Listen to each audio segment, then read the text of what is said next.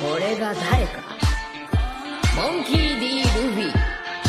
お前を超えて海賊王になる男だ。 While traveling on Momonga's ship to impel down, Luffy has a nightmare about being separated the rest of his crew by Bartholomew Kuma. Hancock attempts to reassure Luffy but fantasizes about how he would respond and becomes too flustered to talk to him. A few days earlier, Nami lands after being sent flying by Kuma. Hiatus finds her outside his house and takes her in to help her recover. Nami wakes up in a panic and throws objects at Hiatus, but soon calms down. Hiatus cooks a meal for Nami and explains that she has slept for 2 days since landing on the island. In an attempt to cheer her up, Hiatus shows Nami some wind knots, which generate increasingly intense wind when untied, but this annoys Nami and she attempts to leave for Sabati Archipelago. Walking outside into an intense storm, Nami realizes that a cyclone is approaching and goes back inside to warn Hiatus. Hiatus is not concerned and suggests that Nami showers. Nami is surprised to find that Hiatus' shower generates miniature rain clouds which generate hot water. With the cyclone still approaching, Hiatus leaves his house and walks through the storm with ease, but Nami cannot keep up with him due to the storm. Nami finds the wind knots and uses them alongside her perfect climate tact to disperse the cyclone. Hiatus reappears and is impressed with Nami's wind knot skills. With the sky clear, Nami realizes that she is on a sky island which Hiatus explains is called Wetheria and is home to scientific studies of weather. On a winter island, Kitten's grandfather and Teroemo mistakenly attack Franky while hunting, but he is unharmed. Kitten's grandfather offers Franky a fur pelt to help him withstand the cold, but he refuses to wear it as it clashes with his fashion style. They join Franky in a dance and Kitten's grandfather explains that they are on Karakuri Island, birthplace of a genius. He is interrupted as Franky succumbs to the cold and passes out. Franky is taken to the hospital, but the doctors there cannot find any cola to refuel him with and use tea instead, changing his personality to be a polite gentleman. Kitten doesn't like Franky's new personality, but Franky is bemused by Kitten's demonstration of what he used to be like. Unknown to Franky, elsewhere on the island is an abandoned building surrounded by keep-out signs displaying the name Vegapunk. A few days earlier on an island in the South Blue, Chopper dreams about finding the rest of the crew, but is woken by 2 giant birds pecking at his face. The birds treat Chopper like a toy, rolling him across the floor and tossing him around, then drop him into the forest below them. Later, Chopper remembers that he has Rayleigh's Vivre card and plans to find food in the forest and get back to the crew, but is knocked out by one of the island's natives. Chopper wakes up tied up and dangling over a boiling pot as the natives plan use him as the main ingredient in their tanuki, a hot pot. Chopper escaped using his heavy point when the natives are attacked by the birds and flee. The narrator explains that Chopper is on Torino Kingdom, an island where birds reign supreme and a treasure is said to be. Sanji arrives on the dream-like Momoro Island, where everything is pink and girly. He is found by Elizabeth, who takes him to a bench and wipes his face with her handkerchief. When Sanji wakes up, Elizabeth is flustered and runs away before Sanji has a chance to see her face, but he follows her to thank her and give her handkerchief back. Along the way, Sanji notices several pink animals with blonde flowing hair and wonders if he is in heaven. At her home, Sanji begins to talk to Elizabeth from behind a closed door when he mentions that he is a cook. Elizabeth asks if Sanji also likes clothes and flowery dresses, which he says he does, interpreting the question as having an interest in how dresses look on her. Elizabeth lets Sanji in and hands him a dress to try on, at which point he finally sees her face and realizes that she is actually an Okama, a cross-dressing man. Sanji realizes that everyone else on the island is an Okama, even the animals, and the narrator explains that Momoro Island is the second maiden island, where everyone has girly hearts. A group of Okamas chase Sanji, trying to make him wear the dress, and explain that they are called the Kamabaka Kingdom, but Sanji describes where he's landed as hell. On Momonga's ship, Hancock fetches Luffy some food while 2 of the Marines comment on their many crewmates who've been turned to stone, wondering if they'll actually make it to impel down. Hancock asks Luffy about his crew and panics when she hears about Nami and Robin, imagining Luffy leaving her for them. Elsewhere, Soren finds Robin in the snow and invites her into her home, avoiding officers who are whipping fellow people of the country on the way. When they arrive, Soren's housemates want Robin to leave, but eventually all but one agree to let her stay in Soren's room, the building's loft. Soren gives Robin some food, and comments that she smells odd due to spending time in the outside world, as Soren has never left the island. Soren hears an alarm and is told she has to get back to work, as the people of the country work all day and night, and Robin agrees to tell her about her voyages when she returns. Sometime later, Soren returns filthy and Robin asks what work she's told to do.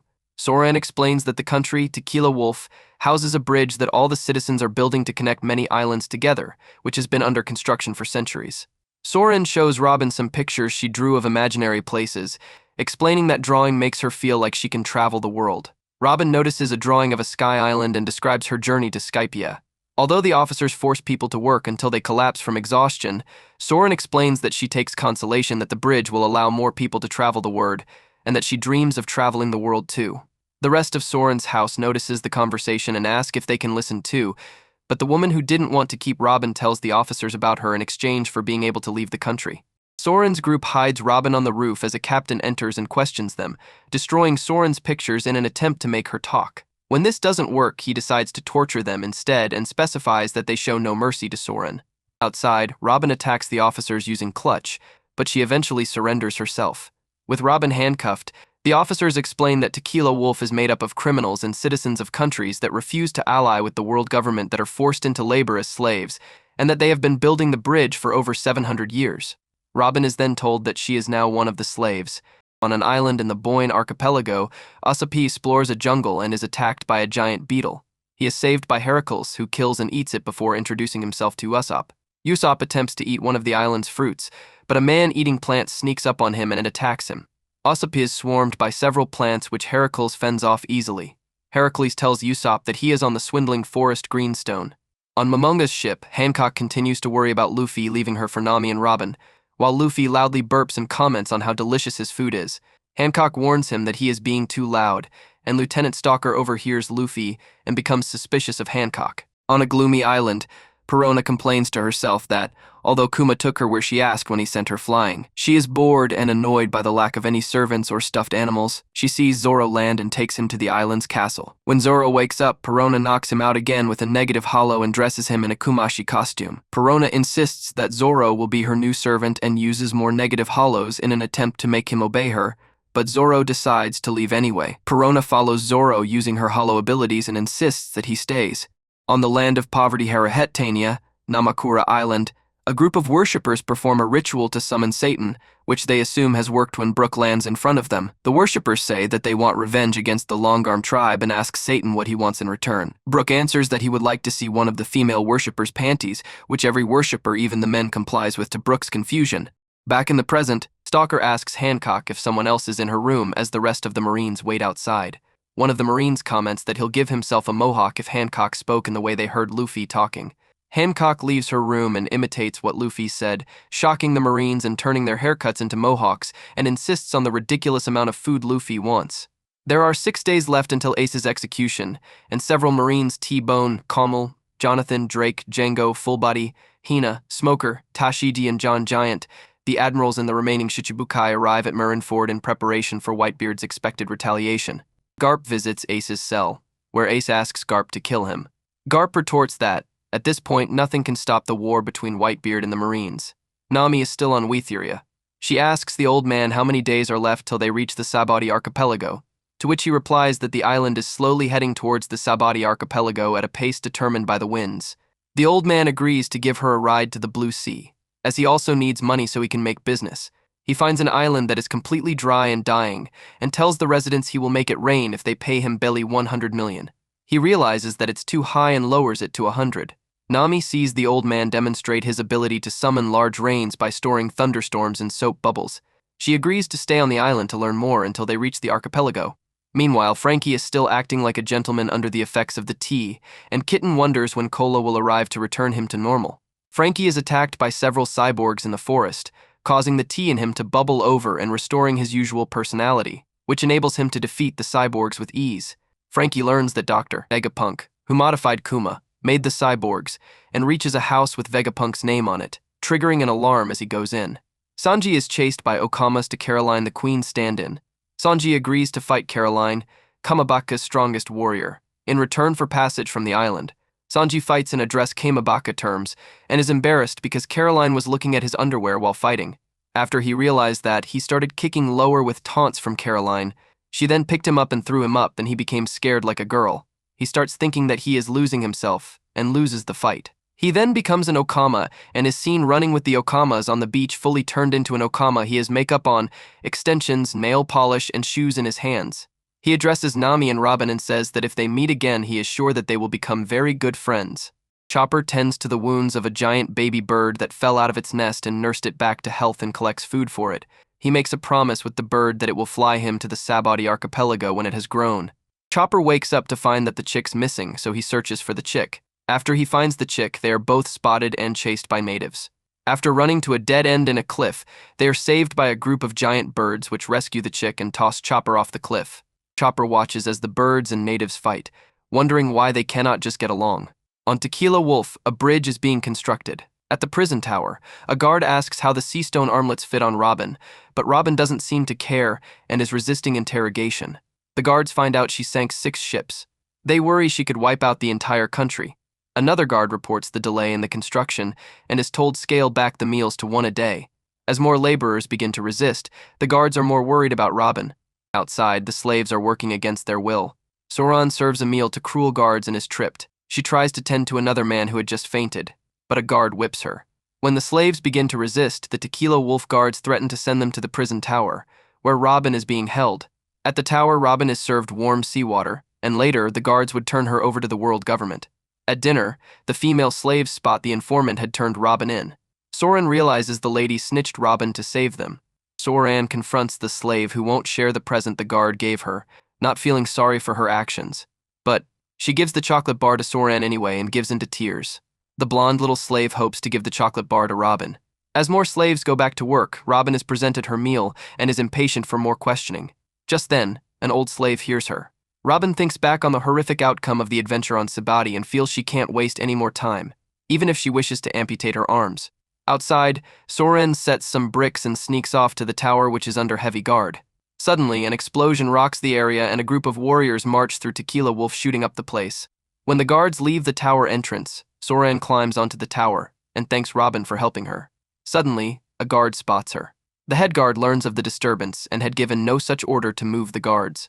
In the tower, Soren meets up with Robin. The guard reveals himself as a member of the Revolutionary Army. The elderly prisoner is freed and asks for Robin to be freed. The guards head back to the tower and try to gun Robin down, but she uses multiple arms and clutch to break their bones. The elder finally recognizes Robin, and she owes the slaves a debt to them. As Robin walks off, Soren realizes the former has a nice name. On Greenstone Island, Usopp runs from a large walking sunflower and Heracles announces his name. Usopp begs for help, but the armored hero is tired. After some talking, Heracles stands up and winds up punching the Straw Hat Sniper right into the large flower monster. Heracles also takes the blunt, and all 3 go flying. The 2 recover while Usopp senses the flowers are targeting only him. Suddenly, huge insects appear, and the armored warrior knocks them out. Heracles then suggests that Usopp eat up. Walking through a forest, Usopp sees the forest is full of food, like ham fruits. The sniper begins to eat his fill as Heracles knows the plants won't eat Usopp if he does so. He also suggests exercise. The armored hero hears more eating and Usopp can't control his appetite. By the time they meet up, Usopp has become morbidly obese and Heracles tells he needs to burn the calories. Suddenly, the island rocks and a large mouth opens. The 2 race up and Usopp begins to fall in. Suddenly, ramen rains down and Usopp eats his way to safety. The monstrous mouth burps. Heracles realizes that fat people will likely be eaten and begins to introduce himself. While heading to the sea to return to the Sabaody archipelago, Zoro and Perona stumble upon an enormous tombstone. Brook decides he has to wait to find Luffy and the others until he can fulfill his debt to the people of Harahitania. Post-war arc. Sengoku has declared the war officially over. While the Marines and the people of the world are celebrating the Marines' victory in the war, they lose sense of what really was going on. They soon find out that with Whitebeard dead, more ruthless pirates will be coming ashore and torture the people. More pirates now know that the One Piece is real, and so, more pirates will begin to form in search for One Piece. Meanwhile, Lieutenant Commander Brennu tells Sengoku about Impel Down State. Magellan is severely injured and blaming himself for the defeat. Many prisoners escaped while some were taken in by Blackbeard. Sengoku is shocked at this news and tells Brennu to get their files, wanted posters and all their information, but he denies and says that the world government intends to keep it secret. In response, Sengoku becomes angry and screams, "Damn them." Elsewhere, in the back streets of Marineford, Gecko Moria is being attacked by pacifistas commanded by Don Quixote Flamingo, who states that Moria is too weak to continue being a warlord of the sea, and that it would be better if the people believed he died in the war. When Moria angrily demands if this was Sengoku's order, Don Quixote told him to try higher.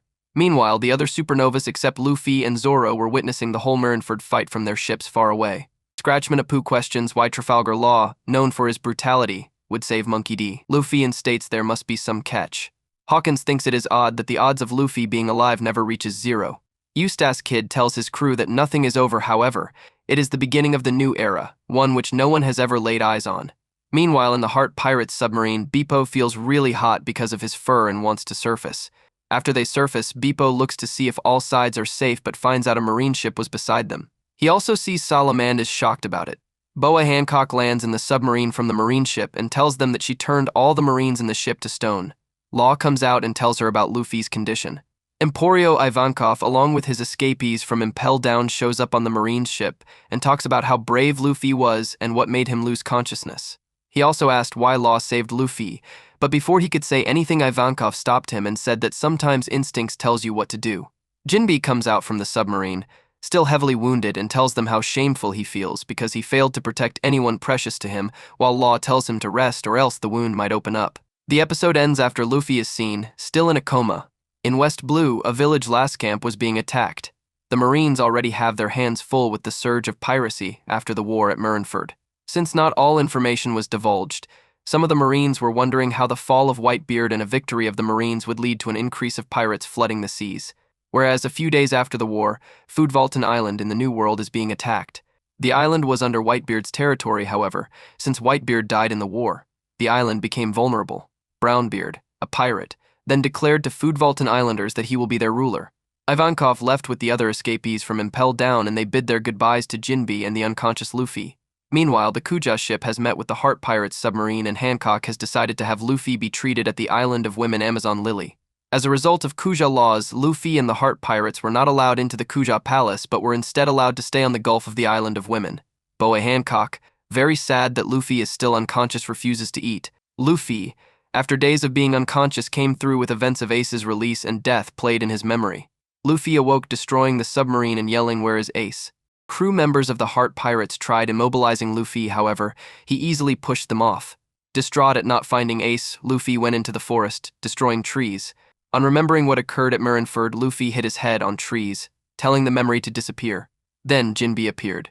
He told Luffy the war is ended and tried telling him about Ace, however, Luffy told him not to speak. After coming to the acceptance of Ace's death, Luffy wept uncontrollably. 10 years prior to the story, there was the peaceful Fuchsia village. Garp dragged his now rubbery grandson Luffy along, hoping to make him a marine instead of a pirate. Curly Dodden was surprised by Garp's presence alongside mountain bandits Dogra and Magra. With Ace now 10 years old, Dodden's family think they will be turning Ace over to Garp, but he left Luffy in his care. If Dodden's family didn't raise Luffy, they could spend the rest of their days in jail. Curly angry with Luffy's presence. The young Ace arrived and was introduced to Luffy by Garp. The two boys glared at each other with grumpy faces. Luffy expected Ace to apologize for his action. As Luffy searched for Ace, he was caught by bandits, and Dogra told the goons that the young Luffy would be staying with them. The bandits began fighting over food, and the young rubber boy didn't get a piece of meat. Curly Dodden explained her bandit gang story while Ace was eating. All the meat was from the bison that Ace had taken down. The bandit woman expected Luffy to work hard and told him to grow up fast. The straw-hatted boy told he could survive in the jungle and hoped to be a pirate. He followed Ace outside. Luffy chased Ace, introducing himself, and is not mad for being spat on. He wanted to be friends, but Ace knocked a tree down and sent it rolling to Luffy. In the Corvo jungle, Ace was crossing a bridge when Luffy caught up. The red-shirted boy smacked Luffy and he fell into a gorge. When Ace returned, he had just caught a fish and didn't say where Luffy was. Dogra and Magra worried for Luffy's condition and were concerned about Garp's reaction. Curly drunkenly said that Luffy should look after himself. Ace thought back on how the other pirates mocked his biological father. Dodon decided to expel Ace as he is the devil's son. A week later, while the bandits rested, Dodon was called up and Luffy was seen alive and well. The straw-hatted boy said he was chased by wolves. The next morning, Luffy continued to chase Ace and ignored the chores Dodon wanted him to do. Ace began to run off while Luffy followed suit. Luffy is nearly eaten by crocs. The next day, Luffy continued to chase Ace, while the latter ignored him and dropped rocks on him. On the 10th day, Luffy is nearly eaten by a snake. He was undeterred. After months, Ace continued to run from Luffy. With Dodon over the edge, she finds Luffy's face stung by bees. He again tried to chase Ace, with the latter having trouble. Just then, a large tiger appeared. Ace tried to get Luffy to flee. Then a wild bear appeared and the straw-hatted boy ran away. When the rain stopped, he continued his chase on Ace for over 3 months. At the end of the Corvo forest, Luffy saw ruins. Luffy discovers the end of the forest is a slum dumpster named Grey Terminal, a lawless area full of homeless people searching for valuables thrown out by the town's people. While Luffy searches for Ace, Ace attacks two men carrying treasure and robs them. Luffy then sees Ace running towards the forest to meet Sabo and follows after him. He ends up discovering their secret stash, much to the two older boys' panic. They end up tying Luffy to a tree and decide to kill him, though neither have killed before and do not know where to start. After listening to their conversation, Luffy starts screaming, which gives up their location to Porkamy, who is looking for the ones who stole his crew's loot. Ace, Sabo, and Luffy hide behind the bushes, but Luffy is immediately captured. When Luffy is asked where the money and valuables are, he tries to lie unconvincingly. Porkamy plans to beat Luffy into telling him, and they return to their hideout. Meanwhile, Ace and Sabo move the treasure, as they believe Luffy will tell everything to Porkamy in time. Luffy denies any knowledge and continues to be tortured by Porkamy. Soon Sabo figures out that Luffy will not ever tell Porkamy, so he and Ace run to rescue Luffy. Despite being beaten up by Porkamy, Luffy insists on not saying a single thing to them about Ace and Sabo's theft. Then Porkamy decides to go on the hard way and brings out his special sword. The moment he was going to kill Luffy, Ace and Sabo on a rush destroy the room they were in and fight Porkamy. Ace tells Sabo to pick up Luffy and make a run while he'll be confronting Porkamy. Sabo asks why won't Ace escape with them, on which he replies that he never runs away from a fight. Sabo then gets into such a situation that he leaves Luffy on the ground and decides to fight alongside Ace. Their battle is won by Ace and Sabo surprisingly. Then the other shocked Blue Gem pirates report Porkamy's loss and the two Kid's victory. Blue Gem goes to Porkamy and sees him badly wounded. Disgusted that his finest crew member was defeated by mere kids, Blue Gem kills him with a flintlock pistol. After recovering from their injuries, Luffy starts to nag. Ace tells him to stop nagging and disturbing them. Luffy tells him not to die ever because he is his only family apart from Garp. Ace then reminisces of his past, back when he was wondering whether the existence of Gold D, Roger's son, would have been right, on which the people answered that he would be a devil who wouldn't deserve to be born. Ace accepts Luffy's reason and starts a quarrel with him, commenting about who is the strongest until Sabo steps in and stops them. He then says how if he stays in the forest, Blue Gem's crew might find him and potentially kill him, so he requests to stay with the Dadan family. The next morning, Luffy, Ace, and Sabo are found sleeping by Dogra, Poki, and Magra, which results in them waking Dadan up. Dadan proceeds to wake up Ace and Luffy, but neither provide an answer, so she wakes up Sabo himself. Sabo introduces himself to her and manages to convince her into letting him stay with them. A short time later, the three decide to head out, but before leaving, Sabo warns Dadan that Blue Gem's crew might pass by since they beat up one of his crew members and stole from them. Luffy decides that he wants to get food first, so Ace and Sabo go along with it. Sabo and Ace manage to catch an enormous fish, and while they are eating, Sabo asks Luffy what fruit he ate, and Ace says that exchanging the ability to swim in order to be a rubber man is stupid.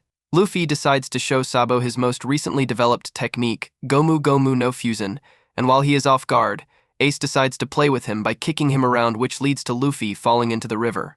As he is sinking, an enormous crocodile appears and swallows Luffy whole. Ace and Sabo get angry and defeat the crocodile in order to rescue Luffy. They decide to eat the crocodile for supper, but while they are carrying it back, Sabo suddenly tells them that he has to check on something and asks both Luffy and Ace to accompany him. They realize that Blue Gem's crew is still looking for them when they return to the Ace and Sabo's original hideout, so they decide to take a look around Grey Terminal. The three are quickly discovered by the Blue Gems but manage to escape them. Back at MT Kolubo, the Dadan family is discussing over what should be done about Luffy and company starting a conflict with the Blue Gem pirates. They say things such as the Dadan family is done for, or that they will just all get massacred, which angers Dadan and leads her to end up saying that if the Blue Gems indeed do come here, they'll just turn them in. A member says that even if they turn them in, Blue Gem won't be satisfied, so the end solution for them ends up being to just feign ignorance.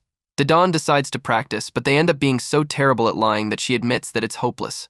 The episode ends with Luffy returning with Ace, Sabo, and the crocodile. Sabo, Luffy, and Ace continued their adventures and grew stronger day by day. They beat up a crocodile and then dressed up as a seller of Grey Terminal, going into the Goa Kingdom pretending to be selling crocodile leather for the nobles to the guards. They beat up some thugs and thieves on their way to the nobles, and they realized it was the three kids. When they get inside the city, every noble was disgusted by their disguise for being so dirty. They sold the crocodile for a lot of money. They then headed straight to a restaurant to eat ramen. The manager of the restaurant refused to let them inside the restaurant, but Sabo gave him a precious jewel, a bribe that immediately changed the owner's mind. After being taken to their own private room, they relaxed and ate a lot of food. When the waiter girl became tired of delivering the extra servings to them, she went inside the room and saw a long hand stretching and grabbing the bowls from her hands. Scared by this, she reported back to the manager. When the manager and the waiter girl checked inside to see more, they witnessed the three kids greedily eating the ramen bowls. Seeing they were caught, Luffy, Sabo, and Ace smashed through the window, jumped out of the building, and made a run for it. While running, a noble called Sabo by his name, which confused Luffy and Ace. Ace asked Sabo for an explanation only to see his friend deny everything and state that the noble had mistaken him for someone else. When they arrived at Grey Terminal, Ace and Luffy convinced Sabo to tell them what Sabo was hiding from them. Sabo told them that he was in fact a noble. Luffy and Ace were more confused and both poked their nose. Sabo then decided to tell the truth. He had been born from a noble called Outlook I and his wife. As a small child, his parents had urged him to study a lot and come top at his exams so that he could marry the royal family's daughter in order to get wealth, fame, and a higher status. Sabo had wondered if that would make him happy, and they had replied yes, lying to him. Sabo had become an intelligent and brilliant student. He had studied a lot believing that he would eventually be happy. One day, while his father was occupied working hard, Sabo came to him and showed him a picture he had drawn to see his father's opinion.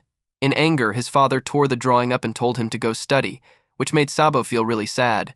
To make matters worse, he had a fight with the royal family's son who had used a knife to beat him. Sabo got injured and so did the royal son. Sabo said to his mother he was injured from a knife, and he started it, but his mother ignored it and slapped him. Realizing that they were using him, Sabo went to a new place known as Grey Terminal where everybody was free and fun-loving and had no worries. Sabo went there day by day and eventually loved that place and spent most of his time there. This led to his grades dropping significantly. His father noticed it and told him to never go to that stinky and rotten place again.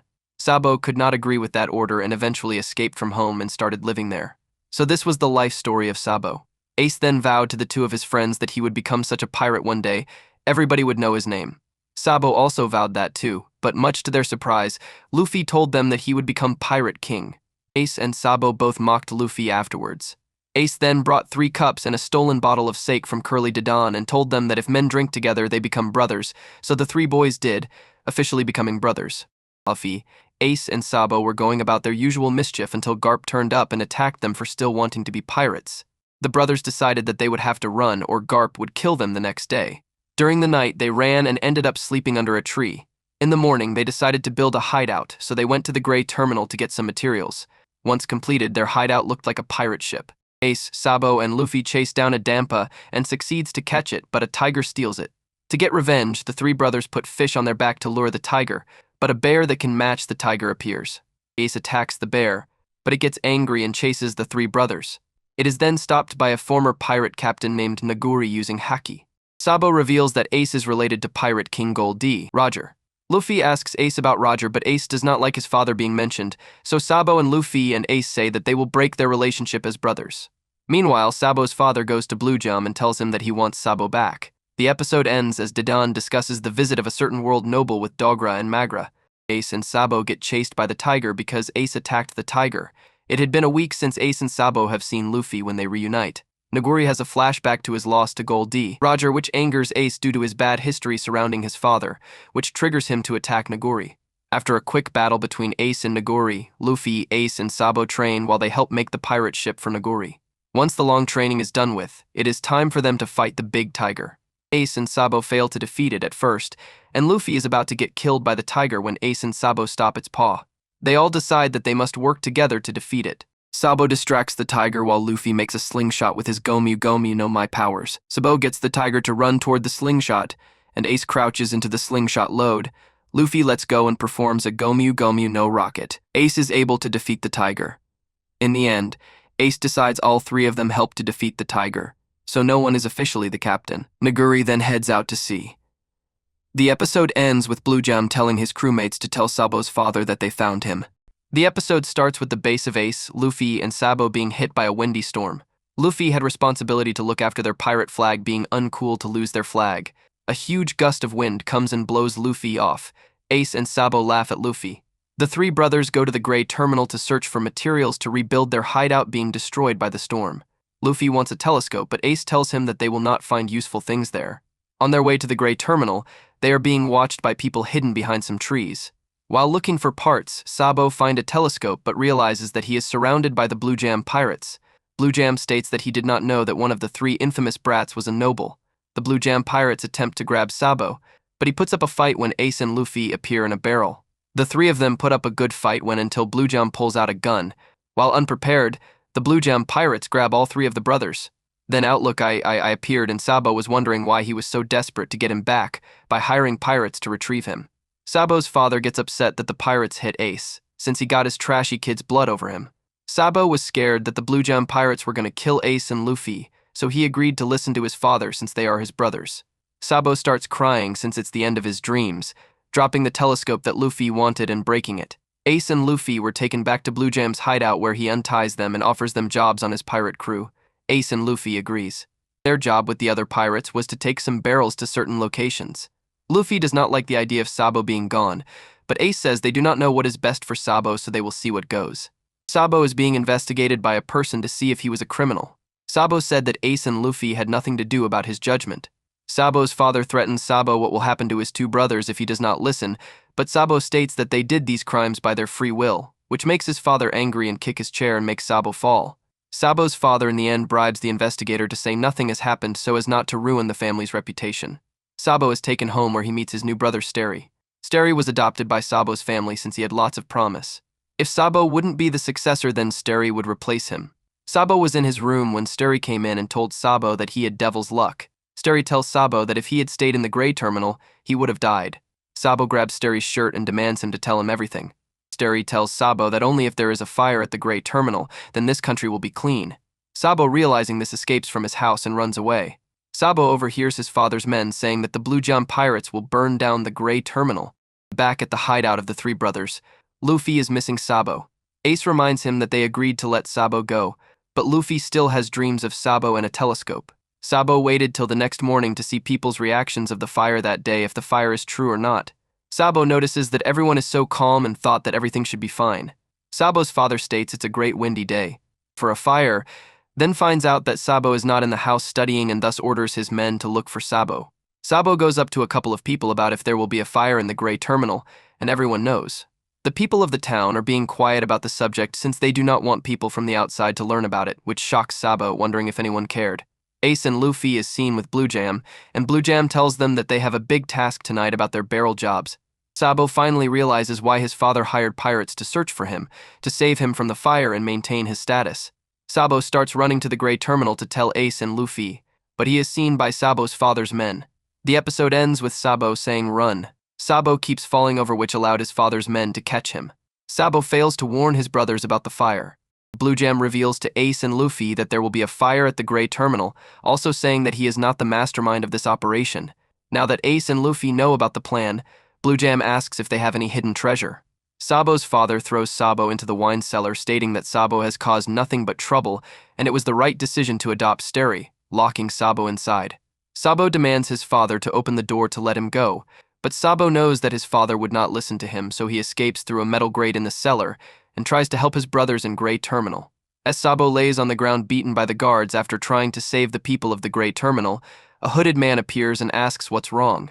Sabo confides the truth of the fire to him, and that the nobles and king are behind it. He goes on saying the kingdom smells worse than the Gray Terminal, and so do the people, and as long as he stays in the kingdom, he will never be free, and crying, admits his shame of ever being born a noble.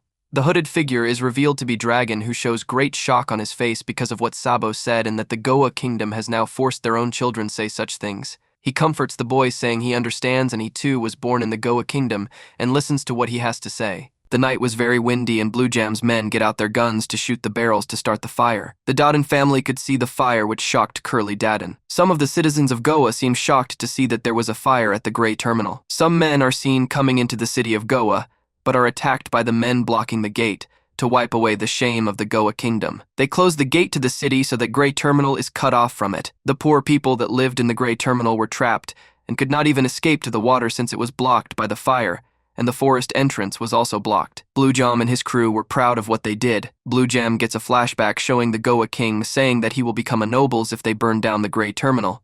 Blue Jam heads to the gate, but the gate will not open after telling them what he did. Blue Jam realizes he has been cheated by the nobles. He was furious and went to look for an escape route when he found Luffy and Ace. He demanded the whereabouts of their treasure. After being quite persistent, they told him the whereabouts and still he tried taking them as prisoners. That is when Ace unleashed his haki, and all of them were knocked out except Blue Jam. He is in awe and wants to know what Luffy and Ace did to his crew. He grabs Ace and says he is going to kill him and points a gun to his head. ending the episode. While Dadan and Ace stay behind to fight Blue Jam, the rest of the Dan family and Luffy make a quick escape. In the meantime, Sabo fully accepts that he will never have freedom so long as he stays in Goa Kingdom and leaves the island the day the Celestial Dragon is set to arrive. The Celestial Dragon, St. Jalmac, shoots Sabo's ship again, destroying it, much to the shock of all the citizens watching. Meanwhile, Luffy and the mountain bandits worry about Ace and Dadan, who were trapped in the Grey Terminal with Blue Jam. Soon after, both Dadan and Ace return, making Luffy and the other bandits happy. Ace tells everybody that after they managed somehow to defeat Blue Jam, they could not return as the fire became too powerful. Dadan ran through the fire, making a path for her and Ace to escape, but she was severely burnt because of it. Ace took care of Dadan, but could not escape with her as the military was there exterminating the remaining survivors, but after a while they returned. Back at the house, Dadan questions Ace about not running away to protect himself, to which he replies that if he ever did, he would always feel that he had left something behind, and that he could lose someone close to him. In this case, he had to protect Luffy from danger. Dadan remembers Garp's words about Gold D. Roger, commenting in her mind on how similar they are. Dogra returns from town and informs the others about Sabo's death. Ace, enraged by this news, attacks Dogra and then sets out to kill the one responsible for it, but he is stopped by Dadan and tied up to a tree. The next day, Ace receives Sabo's letter asking him to take care of Luffy, after which he breaks down in tears at the loss of his brother. After hearing the news about Sabo, Luffy cannot stop crying. Later, Ace consoles Luffy and convinces him to live free without any regrets, something that Sabo was unable to achieve. Ace starts to care for Luffy more as a brother after he was nearly mauled to death by a bear. Ace then sets off on his own 7 years later, bidding the mountain bandits and Luffy farewell. Dogra comes by a few months later and shows Luffy a newspaper that talks about Ace and his new crew. 3 years later, Luffy sets out from the Goa Kingdom. He then beats up the Lord of the Coast for eating Shank's arm and to show the results of his forest training. Present time, Luffy proclaims that he is weak in front of Jinbe, implying that he cannot be the Pirate King like he wanted, considering that he wasn't able to protect Ace or his friends. Luffy is still devastated over Ace's death. Meanwhile, Garp visits Fuchsia Village and sinks 3 pirate ships on his way. He assures the villagers that the village will be protected under his name. Dadan then storms out of Makino's bar and pummels Garp for not doing anything to save Ace at the war. Makino stops Dadan from doing any more harm, and says that Garp must be the one suffering the most. Dadan says that that's not true, and that Luffy must be the one suffering the most because he loved his brother so much. This causes Makino to run away in tears after remembering Ace and Luffy in their childhood. Garp later tells everyone that Luffy has probably escaped and is still alive. Dadan says Luffy is stupid, but she would take his side no matter what type of pirate he becomes. She then yelled at the top of her voice, "Luffy, do not be defeated." In the New World, the Red Hair Pirates and the remaining Whitebeard pirates tend to Ace's and Whitebeard's burials. Marco thanks Shanks for all his help. Silently, Shanks tells Luffy it is okay to cry, but more importantly, to move on. Back on Amazon Lily, Luffy continues to blame his weakness on his failure at saving Ace. Jinbe tells him to stop, but Luffy says that since it's his body, he can do whatever he wants with it. Jinbe replies by saying that if so, then Ace's body was his own as well and he was free to die, regardless of what we wanted. Luffy starts to fight Jinbe, but Jinbe easily defeats him. Jinbe finally stops him and implores him to see not what he has lost, but what he still has. Reminded of his friends, Luffy calms down and, in tears, expresses his wish to see them again. The episode starts off with Zoro on Kuraigana Island, with Perona accompanying him. He is seen fighting against Humandrels. He manages to keep equal grounds with them, but is then thrown against the giant cross. The Humandrels are about to attack, but then are mysteriously frightened. A mysterious figure approaches them, and the baboons run off in fright. The figure is actually Hawkeye's Mihawk. Zoro looks shocked to see him. The scene changes to Torino Kingdom, where Chopper is hanging over a hot pot, about to be eaten. The people who caught him finally realize that he is not a raccoon, but a talking reindeer. The hot pot burns Chopper's butt, and the people put a cream on it that instantly cools it down. They tell Chopper that they make all kinds of medicines out of plants, and that because of those birds they cannot get to them. More and more people are getting sick and their supply is dangerously low. They decide to go to war against the birds. Chopper decides to talk to the birds and tell them about the situation. Chopper goes up the tree and tells the birds about what the humans need. The birds reply by saying that they will not let them have the treasure. Chopper does not understand, and the humans are about to fight the birds. Our birds arrive, so the humans shoot an arrow at them, but Chopper guards the birds with guard point. He ends up falling from the blast, but is saved by the chick he befriended from before and its mother. The mother bird talks with the others, and they all come to an understanding. The reason the birds were so ferocious was because they liked collecting shiny things and had a whole treasure trove in their old home, but but the humans on that island took that treasure and forced the birds out of their homes. The birds, thinking that these humans would do the same, made sure that none of them could come up the tree. Chopper, exhausted from the effort, falls unconscious and wakes up bandaged and finds his wounds healed. He goes outside to see the humans and birds working together by exchanging plants and shiny things. A new COO then comes and gives him the newspaper. Chopper's reaction shows that it is not good news. The scene changes again to Wetheria, where Nami is working in the weather fields, cultivating weather balls. A new COO arrives and Nami sees something horrible too. In the Boyne archipelago, Usopp has eaten too much. A new COO arrives again and Usopp sees the news as well. In Kamabaka Kingdom, Sanji is dressed as a woman and is receiving the same news as well, turning him back into a man. At Tequila Wolf, Nico Robin is talking to one of the Revolutionary Army. They ask her to come with them, but she says that she has to meet up with her crew. They say that they have information on the Straw Hat Pirates, and tell Robin the news. On Karakuri Island, Franky finally gets some cola and defeats the animal he met inside Dr. Vegapunk's laboratory. A piece of paper is printed, and Franky finds out what the news is. In Herahatania, Brook is composing music and tries to do a 45 degrees angle, but ends up doing 60. He goes back to his music and sees piles of papers underneath. Brook also reads the news. The scene goes back to Zoro, where he asks Mihawk the reason he is here. He replies by saying that he lives here, and asks Zoro the same question. He replies by saying that Kuma sent him here. Mihawk explains why Luffy was at Marineford and tells Zoro what all of the Straw Hats found out that Luffy's brother, Fire Fist Ace, died before Luffy's eyes. In the Calm Belt, the Heart Pirates notice a huge Sea King fighting. A man comes out of the sea. They are surprised to see Dark King Silver's Rayleigh.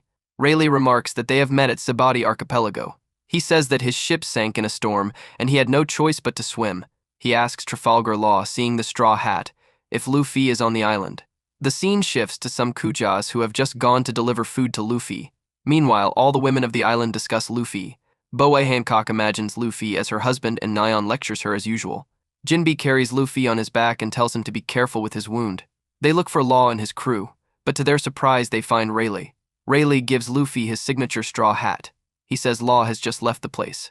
The scene shifts to Law's submarine, where Law says to himself that he cannot wait to see D causing trouble again. Kuja pirates meet Rayleigh, and they are glad to meet him. Luffy and Jinbe start having their meal.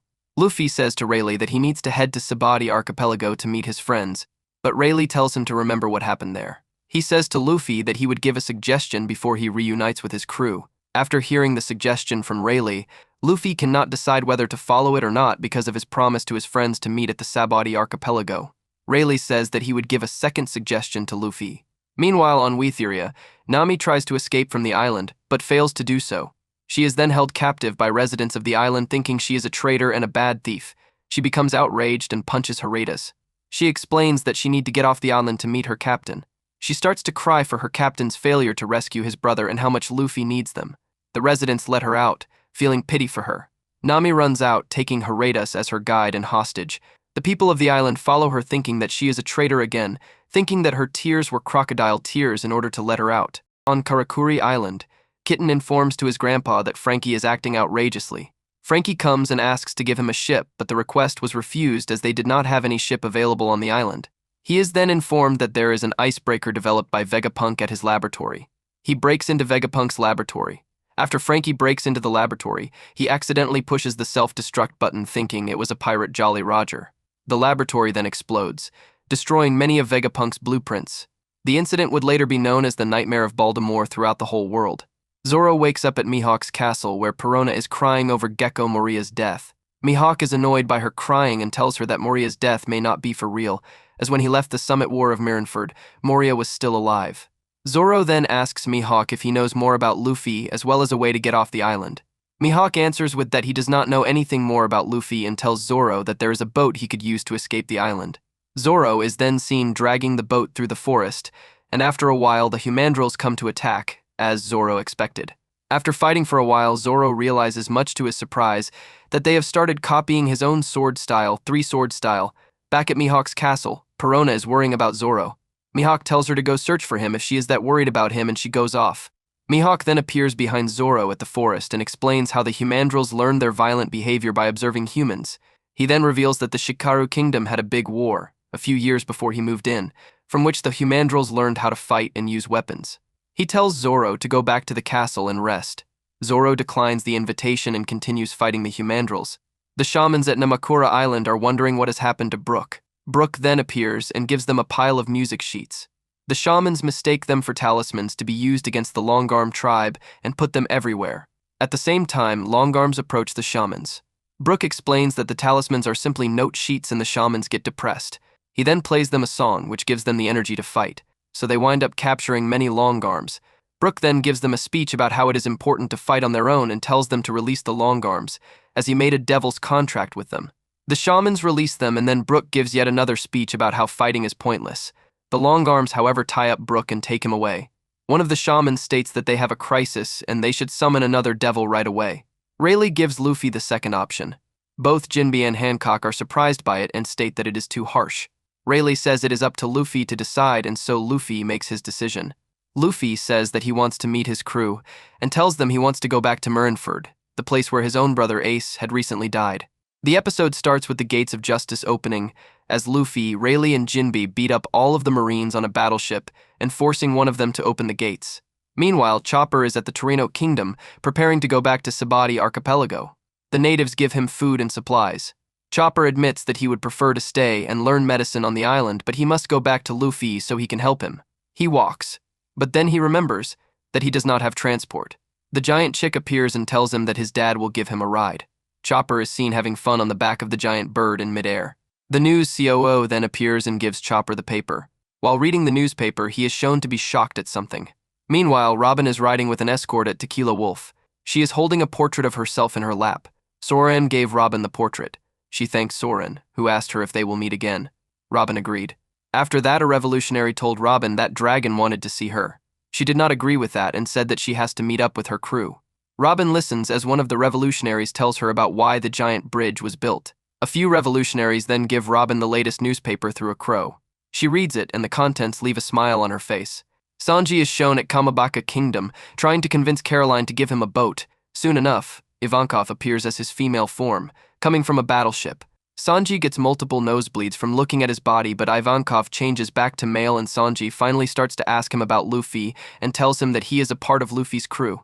Ivankov presents multiple bounty posters to Sanji. After Ivankov showed the drawn picture of Sanji, Sanji angrily refuses to say it is him.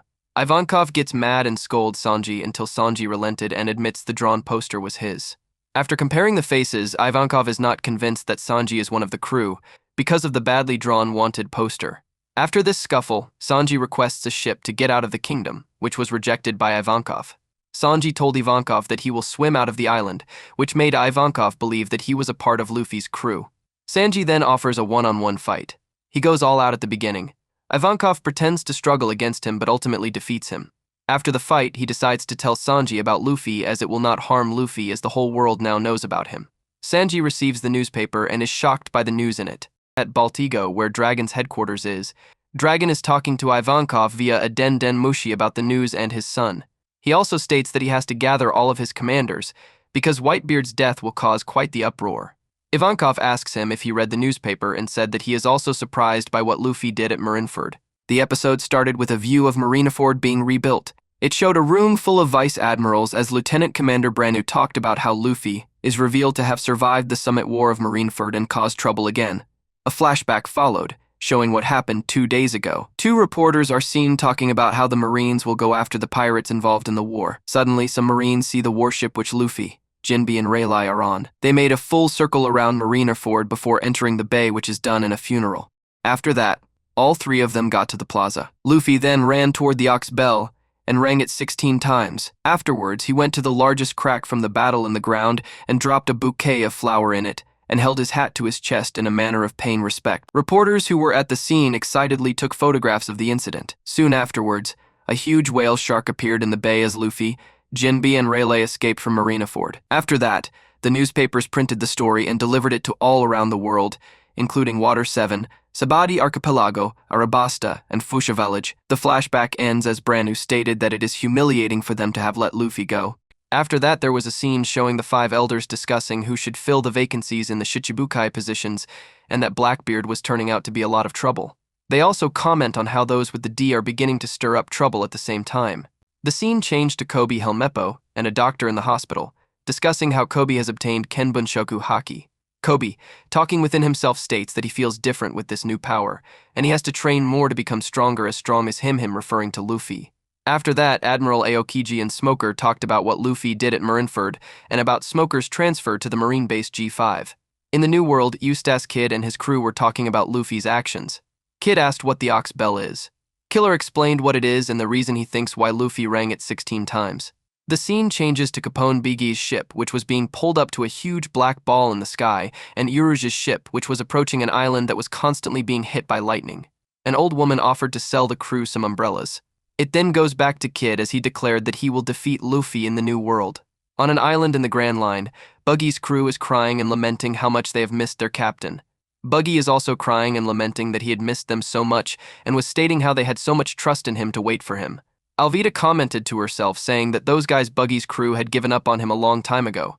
Then Moji, Kabaji, and Richie introduced themselves to the new crew of prisoners that escaped with Buggy from Impel Down. Alvida, somewhat impressed by Buggy's actions, commented that the prisoners he brought with him were heinous prisoners with high bounties. After this, Buggy showed her Captain John's treasure mark. Buggy then told her that Luffy gave it to him, boasting that the wind does not blow east or west but blows directly to him. Alvida then informs Buggy about Luffy's current escapade in Marineford. Buggy seemed very confused after reading the paper about Luffy's connection to Rayleigh, commenting that Rayleigh might be Luffy's uncle.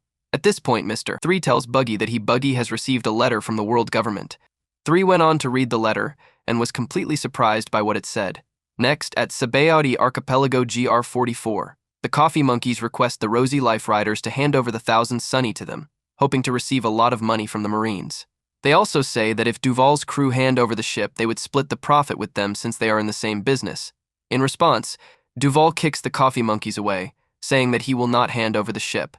Shaki, also present, states that they have to protect the ship. It is around this time that Bartholomew Kuma appears.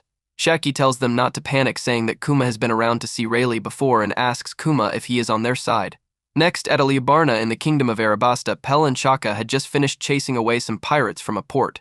Pell stated that they are tightening the kingdom's security since the activities of pirates have increased after Whitebeard's death. Cobra commented on how he wished every pirate were like Luffy. Pell went ahead to ask the king if he had taken a look at the newspaper, and Igaram replied saying that Vivi was very happy to see that Luffy and the rest were safe. However, Cobra indicated that after a few seconds her happiness changed into perplexity and took the paper to her room. In Vivi's room, she was questioning what was on Luffy's arm, whether it were numbers, marks, or some new fashion. But she was unable to come up with an answer. An island where Crocodile was staying is shown next. He was reading the newspaper and commenting that it has been 3 weeks since the war and barely escaping death. He was wondering what they Luffy, Jinbe, and Rayleigh were up to. Daz Bonez answered saying they were either up to something or just crazy. Crocodile then mentioned that he was healed and was heading back to the New World. He asked Daz if he would accompany him, and he agreed. Next, Luffy is shown on the Kuja pirates ship apologizing to the girls about the long journey. They responded that they are used to long travels. They keep pulling on his skin while telling him that they have to make sure he is resting as per their captain's orders. Luffy worries, wondering if his crew would get the message. Rayleigh told him not to worry and that they would understand the message, although there was one amongst them who seemed dull. Rayleigh was sure the guy would eventually understand the message. The crew members are then shown. Chopper is sitting on the back of one of the birds from Torino Kingdom as he exclaimed to Luffy that he understands the message. Robin is in a horse-drawn carriage, acknowledging the hidden instruction as she understands Luffy's message.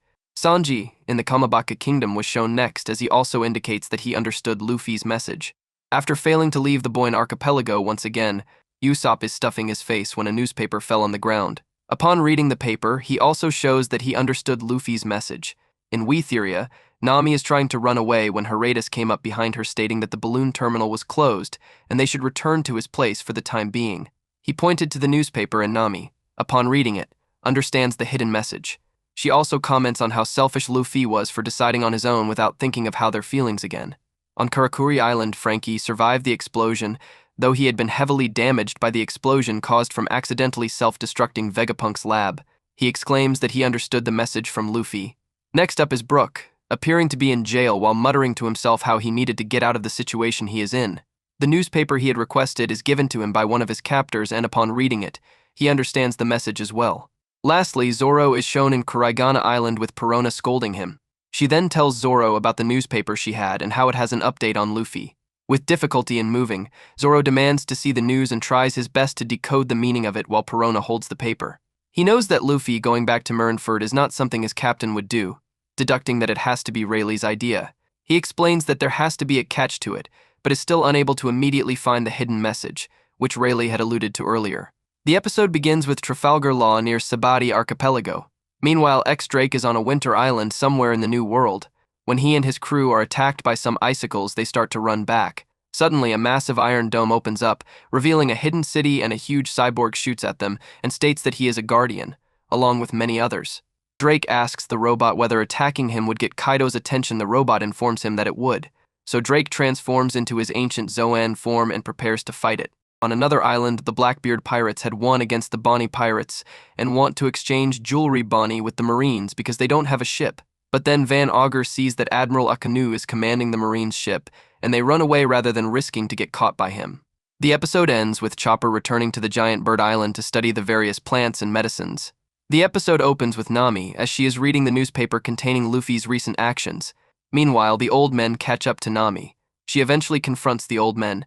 She then proceeds to trick the group, going on how one of the old men suggested that they strip her and beat her. Aratus remarks on how Nami has the group under her control. Nami then proceeds by telling the old men that she will jump off the island. She takes off her shoes and sets them down in front of her, apparently preparing to throw herself into the ocean. Nami gets up and rushes towards the cliffside of the island while crying. The old men quickly try to stop her and apologize. Nami then stops before she reaches the island's edge and quickly forgives the old men, leaving them teetering on the cliff. She rushes back to Aratus in a full sprint, despite panting heavily and her bare feet smacking against the pavement.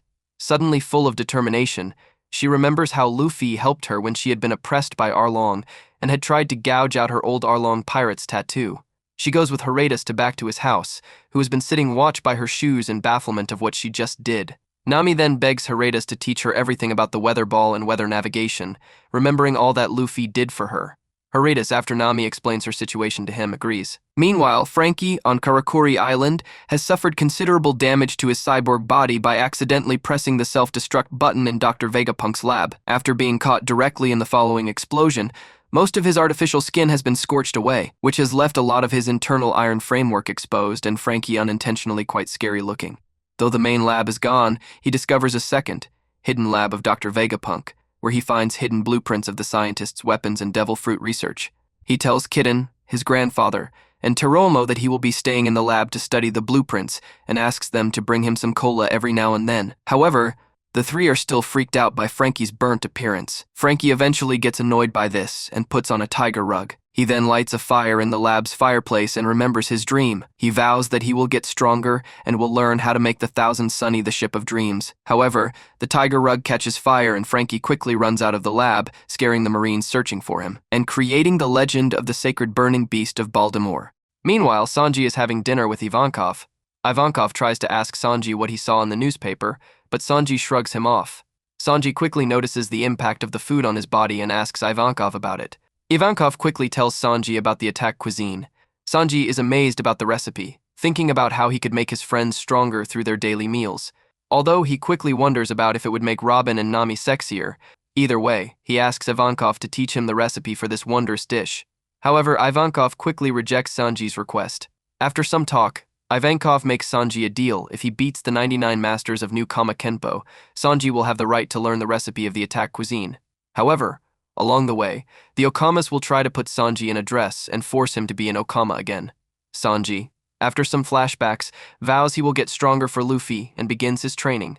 The episode starts off with an island called Kenzan Island, home of the Tenagana Kingdom in the Grand Line. A group of people are gathered to see some kind of freak show, which turns out to be just Brook. Brook is holding a newspaper while the crowd is booing because he will not move. He will not move because he is remembering what Luffy had done for him and what he can do for Luffy. He has a flashback of when he first met Luffy and remembers how Luffy wasn't scared of him and how Luffy wanted Brook to join the crew.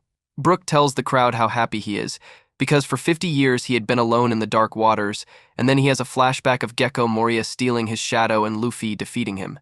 Brook finally moves and stands up and talks about how he will become stronger for Luffy, and then he starts playing a guitar, to which the crowd responds saying that it makes their heart skip a beat. Brook then declares that it is his new single, Bone to be Wild. The scene changes to where Robin is, under the giant bridge in East Blue, and the revolutionaries are asking her why she suddenly changed her mind and decided to come with them to Baltigo. Robin has a flashback of O'Hara being destroyed while remembering Saul's final words and what she had to go through. Then the flashback switches to Luffy trying to save her in Eni's lobby, and then Sogeking burning the world government flag. The scene then turns back to the revolutionaries trying to make Robin go inside since it's cold, but she refuses, saying she is a pirate, and they are revolutionaries and she could not trust them so easily. The location switches to Usopp in the Boyne Islands. Usopp is running with Heracles, saying that he needs to lose weight, then get much stronger. Then Usopp has a flashback of when he became a part of Luffy's crew, and when he was at Eni's lobby cheering Luffy to stand up so they could leave together and continue their adventure. The scene changes back to him asking himself if Luffy could become the Pirate King without his help, but he soon realizes what he is saying and he tells himself that he needs to get much stronger. Heracles is touched by his words and he starts to teach Usopp about pop greens. Then in his mind comes the fact that if Luffy is going to become Pirate King, then he needs to improve and become the king of snipers. The location switches to Kurigana Island where Zoro is begging Mihawk to train him to become a great swordsman. Mihawk is disgusted by what Zoro is doing and says if he cannot even beat the Humandrels outside, then he has no reason to train him, to which Zoro replied by saying that he defeated all of them. Mihawk was surprised by this and agreed to train him, but only after his injuries were healed. Zoro and Perona go back to their room and she asks why he wants to train all of a sudden. Zoro then explains Luffy's tattoo to Perona. The episode ends by the Straw Hats saying that they will all meet again at Sabaody Archipelago in 2 years. This episode starts on the Kuja Pirates ship. Jinbe is leaving and he and Luffy are saying their farewells. Shortly after Jinbe leaves, Hancock fantasizes about Luffy again. The scene switches to a deserted island northwest of the Amazon Lily called Rusukena, which will be Luffy's training spot for the next 2 years. Rayleigh mentions it is a great spot for training because the island has 48 seasons in a year and the season changes weekly. Hancock tells Luffy that she will bring him food every day from Amazon Lily. Rayleigh interrupts her and says that while Luffy is training, women are not allowed on the island. Hancock gets mad about this, but Rayleigh tells her that it is good for Luffy, so Hancock and the Kuja pirates leave. The scene changes to Rayleigh and Luffy taking a look around the island. Rayleigh is saying there was a country long ago on Risukina, but the people lost their will to survive. Luffy is surprised by the vast wilderness and Rayleigh tells him that there are about 500 wild beasts that surpass Luffy's strength. Rayleigh mentions there is a power that concerns Luffy, and that power is called Haki. Then out of nowhere an elephant that is 5 times bigger than a normal elephant, as Luffy describes it, comes out of nowhere while Rayleigh is explaining what Haki is. Luffy panics and uses his second gear to try and defeat the elephant, but it does not affect the elephant as it was still standing and knocked Luffy aside.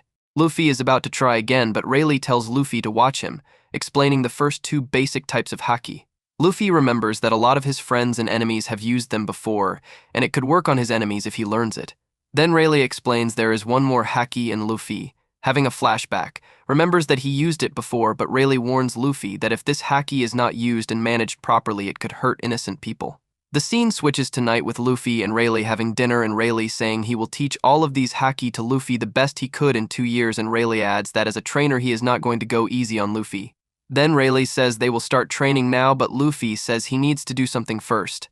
Luffy goes to the only safe spot on the island and leaves his straw hat on a rock along with Rayleigh's Vivre card and thinks about his crew and Ace and Sabo and about their promise, and then starts his training with Rayleigh. Luffy and Portgas D. Ace are first shown when they were younger, vowing to get stronger and go sail the seas. It then flashes forward to a recap of the Marineford arc. Luffy rushes in to save Ace, aided by Jinbe and Ivanhoe as the Whitebeard pirates battle the Marines. He succeeds in reaching the gallows and freeing Ace. However, in the escape, Ace protected Luffy from a fatal attack by Sakazuki and died in Luffy's arms. Luffy then awakens from the memory, revealing he is currently on Rusukena training after ordering his crew to get stronger within 2 years so they may take on the new world. Rayleigh is also there, coaching him on how to use Haki by surviving the hostile environment of the island. Meanwhile, a pirate crew known as the World Pirates are attacking a World Noble transport ship. The captain, Burndy World, is not satisfied with the time his crew is taking in destroying the ship. He sends his 3 subordinates, Garum, Knighton, and Sebastian, to speed things up before personally jumping in to finish the job, despite the fact that his own crewmen were caught in the line of fire as well. This does not go unnoticed by his older brother and vice captain, Biojack, who tries to convince him that their crewmates were doing all they can, but World refuses to listen. On Amazon Lily, Boa Hancock, worried for Luffy, has her crew go deliver some food to Rusukena despite Nion's objections, and having promised Rayleigh not to interfere with Luffy's training. As this goes on, the World Pirates have finished making a cannon capable of wiping out an entire island, which World hopes to use in destroying the world government in conjunction with his Momoa no Mai powers. Biojack, however, mentions that because of his earlier attack, the Marines are now on the lookout for him and are gathering the 7 warlords to go after World. World, however, decides to strike first and asks which of the warlords is closest to their location, which turns out to be Hancock on Amazon Lily. Luffy continues his training but follows a scent to a buffet laid out for him by the Kuja, save Hancock still back at Amazon Lily. They prepare to greet him but run into World, who defeats Sandersonia easily. World at first shows no interest in them, but upon Marigold announcing that Sandersonia and she are sisters to Hancock, decides to kidnap them in order to lure Hancock to him. Luffy eventually notices the scuffle and tries to attack World himself but is easily beaten. Hancock hears all of this on a Den Mushi, with World challenging her to come after him for her sisters, leaving a Viver card for her to follow. Rayleigh, Hancock, and Nyan manage to find Luffy and revive him. Hancock naturally wants to go save her sisters, and Luffy decides to tag along despite objections from Rayleigh since he's still in the middle of training. He eventually agrees, though, only after Luffy promises not to make too much of a scene to keep himself hidden from the Marines. As they sail off, Nyan reveals some backstory on World, while at the same time at the current Marineford, Suru is likewise telling this tale to Borsellino and Sakazuki. 30 years ago, the World Pirates were indeed one of the more feared crews around. However, the world government hatched a plot by gathering their enemies and slipping in spies within the World Pirates crew. They eventually sprung their trap and managed to capture World. He was sent to level 6 of Impel Down and frozen, but during the breakout caused by Luffy, he managed to escape in the chaos.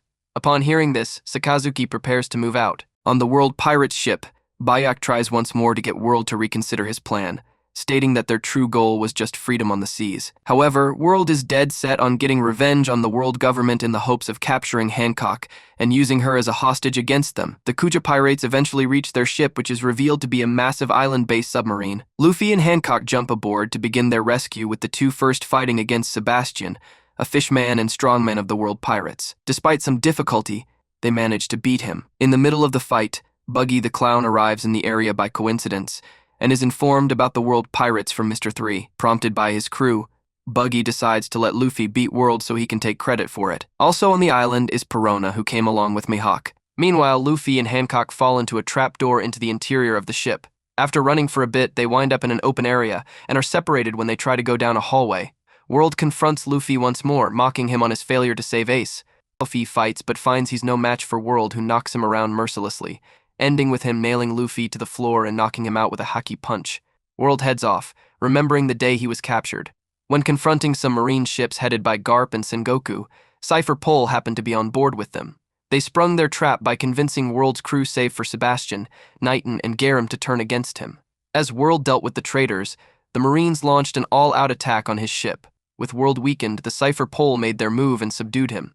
Biojack, along with Sebastian, Knighton, and Garam, were forced to abandon him to save themselves, though did plan on saving him later. However, World took it as another form of betrayal, which in the present time, he now sees no use for friends anymore. Buggy and his crew, who are watching the fight from outside the room, try to help Luffy recover while Hancock continues on, confronting Knighton. The world pirate scientist proves to be pretty formidable, using her medicine to try and counteract Hancock's Mero no Mai powers, and even regressing back into a younger state to combat her. Ultimately, however, Hancock's powers break through Knighton's defenses, and Hancock manages to turn her to stone. Meanwhile, Luffy manages to revive himself after remembering the promise he made to his crew and Rayleigh, and heads off to find World. However, he's hampered by Garam's Kubu no Mai powers, which allows him to shift the ship's hallways around to his whims. He eventually leads Luffy to him, and they battle with Luffy briefly incapacitated.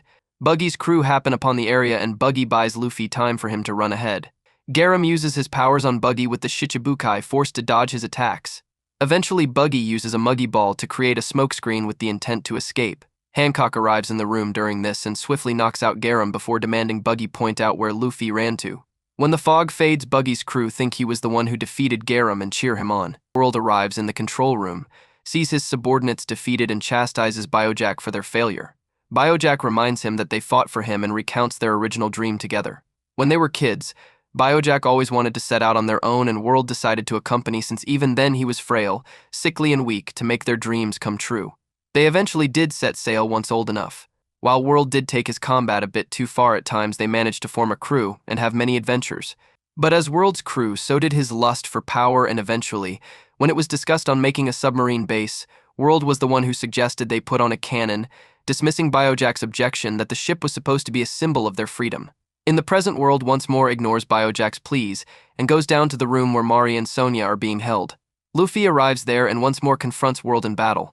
He manages to stay on even ground against him, but World's speed and experience and haki leave him at a disadvantage, leading once more to Luffy's defeat. Buggy and his crew make it outside just as the Marines arrive, led by Sakazuki, who opens fire on the base.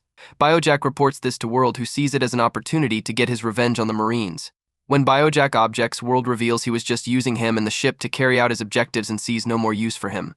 Luffy, overhearing this, revives and saves Biojack, angered that World would treat his brother and friend so callously. Managing to form haki over both his arms, he knocks Burndy down. Hancock soon arrives in the room, to which Luffy orders her to get her sisters off the ship while he deals with World. She does so with an order of her own for Luffy to survive.